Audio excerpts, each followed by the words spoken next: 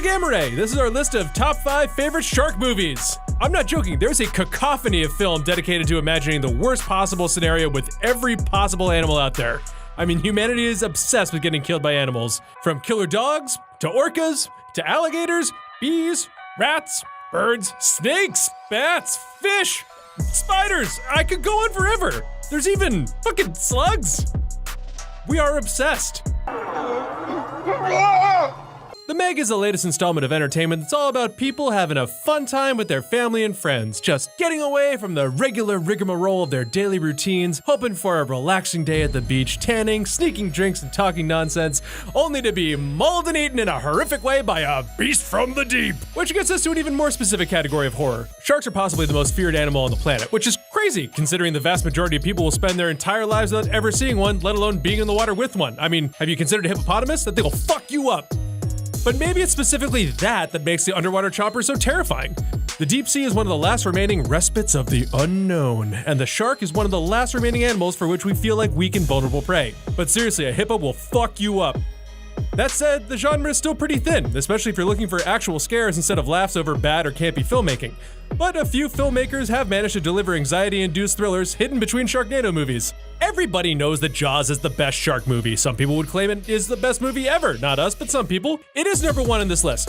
I mean, come on. It's everything else and then Jaws. I mean, can you imagine a list of shark movies without Jaws as number 1? Steven Spielberg set the template for the modern blockbuster with his 1975 masterpiece. And he also set a bar for aquatic terror so high that no shark movie has managed to top it in the decades since. Few have come for the king, and no one has yet to dethrone him. For this list, all Jaws movies are out, okay? Not just the Oscar-winning original, but also the 100% Oscar-free sequels. Yes, you heard me. There are sequels, and oh boy.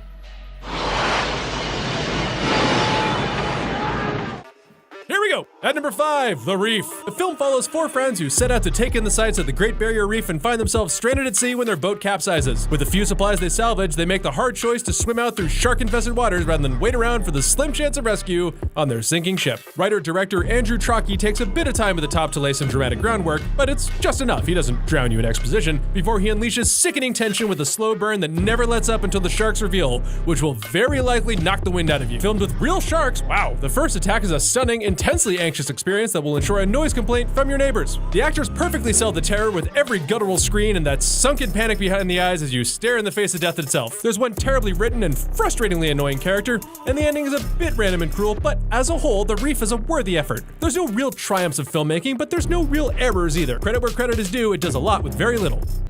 You're gonna need a bigger boat. At number 4, Claire Holt and Mandy Moore play sisters who brave the deep, dark waters off the shore of Mexico. What could possibly go wrong? You know what will go wrong. Look, you're right, the script for 47 Meters Down is bad. But hear me out. Despite the egregious amount of forced dialogue, Johannes Roberts' popcorn film nightmare is a lean underwater panic attack that will make you a bit more afraid of the sea. It's really hard to make underwater action look good. It's dark and everything moves slow as fuck, but Roberts pulls it off with splashes of vibrant color and clever camera work. The sharks are scary, but the film also layers in the blockage over a cage door, dwindling oxygen supplies, and the bends, among many other obstacles for the sisters to overcome. This film ultimately also gets taken out by the hard miss of its own ending, but for a fun, intense ringer of subaquatic scares, it's a pretty fun ride. At number 3, real-life scientists are smart people, but movie scientists, oh boy, when they fuck with nature and say, create genetically superior sharks, things never quite go as they planned. Nobody plans to get eaten. That's just what I'm saying. They get eaten so hard. Hollywood took the premise of our pick and made an entirely new Jurassic World series out of it. We're talking Deep Blue Sea. How believable are the sharks? Not at all. But nothing about this film is meant to be taken seriously, and that's what makes it great. It's the exception to the rule. It's a delightfully campy undersea adventure/disaster movie with some iconic holy shit moments, filled with the genetically modified, giant, super intelligent sharks who decide they're done being experiments and unleash a feeding frenzy in a flooded research facility. It's like Underwater Planet of the Apes if Caesar had just been like, let's eat James Franco. Director Rennie Harlin jumps headfirst into the gleefully goofy tone that is punctuated with perfection by the fact that his actors embrace the action with the utmost level of seriousness. Deep Blue Sea is very much a movie about sharks eating people. You know it's gonna happen, you just don't know when. And the deep joy of this film comes with the tight action sequences that flow one from the next with no fat in between, just a few delightfully cheesy lines. There's some gaping logical holes and no discerning moral other than, hey, maybe don't genetically engineer sharks, but there's something incredibly entertaining about watching people try and mostly fail to avoid getting eaten. Stay through the end credits as LL Cool J's shark-themed music masterpiece, Deeper Blue, rolls you out. Hit it with the Samuel L. Jackson getting eaten by a shark.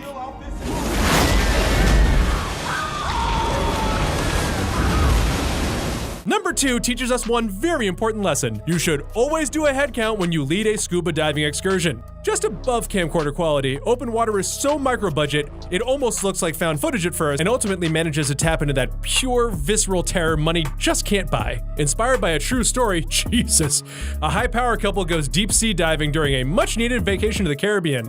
Thanks to a hairy-chested douche, their guide makes a counting error and leaves them in the middle of the ocean. He just leaves them there and doesn't go, oh shit, where'd those 2 other people I'm responsible for go? That's going to affect the Yelp rating, dude. People died.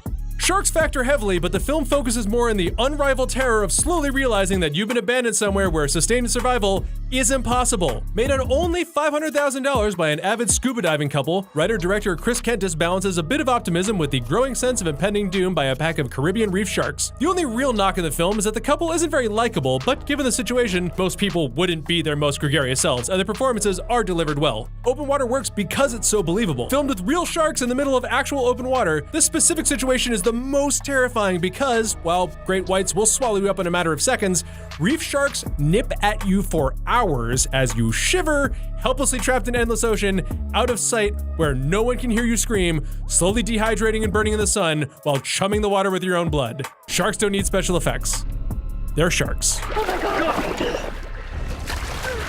At number 1, if you've ever wanted to see Blake Lively yell, "Fuck you!" to a shark, this is your film. There are no others. We've checked. Honestly, the second best shark movie ever made, The Shallows, is a tightly constructed, damn good-looking tale of survival, neatly laced into a woman's journey to come out on the other side of grief. But director Jaume Collet-Serra handles the emotional beats with a light touch, enough to make you invested in the character without drowning you in melodrama. He knows the viewer needs to save their strength for the visceral tension of being 200 yards from safety with a shark in between. The Shallows is a sharp popcorn flick that knows exactly how much pressure to apply and when to build a series of cascading scares and set pieces, culminating in a banger of a human vs. shark finale to bring it all home. While it suffers from one big climactic moment of shoddy CGI, and some of the dialogue here and there can be a bit ham-fisted, it's still a hell of a good tense time. That also teaches you to not try to steal people's surfboards. Go to that bit where the shark eats the guy stealing the surfboard.